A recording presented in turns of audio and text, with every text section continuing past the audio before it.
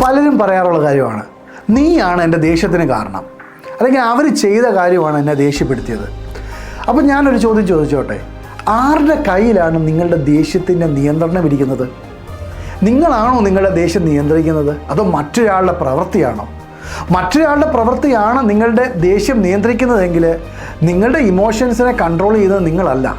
നിങ്ങളുടെ ഇമോഷൻസിൻ്റെ കൺട്രോൾ നിങ്ങളുടെ കയ്യിൽ നിന്ന് വിട്ടുപോയി എന്നാണ് അതിൻ്റെ അർത്ഥം. ശരിക്കും നമ്മളുടെ ഇമോഷൻസ് ആരാണ് കൺട്രോൾ ചെയ്യേണ്ടത്? നമ്മളുടെ ഇമോഷൻസിനെ നമ്മൾ കൺട്രോൾ ചെയ്യുമ്പോഴാണ് നമ്മുടെ ലൈഫിന് എപ്പോഴും ഒരു ബാലൻസ് വരുന്നത്, ഒരു ഹെൽത്തി ലൈഫായിട്ട് മാറുന്നത്. പകരം മറ്റൊരാളുടെ ആക്ഷനാണ് നമ്മളുടെ ബിഹേവിയേഴ്സിനെ കൺട്രോൾ ചെയ്യുന്നതെങ്കിൽ it's time to work out, time to heal yours, it's time to get that control back. നിങ്ങൾക്ക് സ്വയം ശ്രമിക്കാം.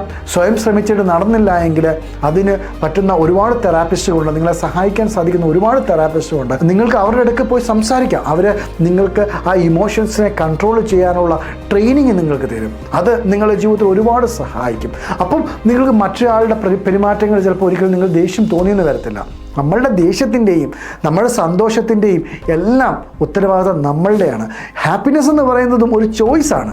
നമ്മൾ എന്ത് ചിന്തിക്കുന്നോ ആ ചിന്തകളാണ് നമ്മളുടെ ഇമോഷൻസായിട്ട് വരുന്നത്. ആ ഇമോഷൻസ് പിന്നീട് നമ്മുടെ പെരുമാറ്റങ്ങളായിട്ട് വരുന്നു. അതിങ്ങനെ സർക്കിളായിട്ട് പോകുന്നു. നമ്മൾ ചിന്തിക്കുകയാണ്, നമ്മൾ ഓക്കെ ആണ് എന്ന് ചിന്തിച്ചാൽ നമുക്ക് ആശ്വാസമാണ്. നമ്മൾ ഓക്കെ അല്ല എന്ന് ചിന്തിച്ചാൽ നമുക്ക് സ്ട്രെസ്സായി തുടങ്ങി, നമുക്ക് ടെൻഷനായി തുടങ്ങി. അപ്പോൾ ആ ഒരു ചിന്തയ്ക്ക് വലിയ പ്രാധാന്യമുണ്ട്.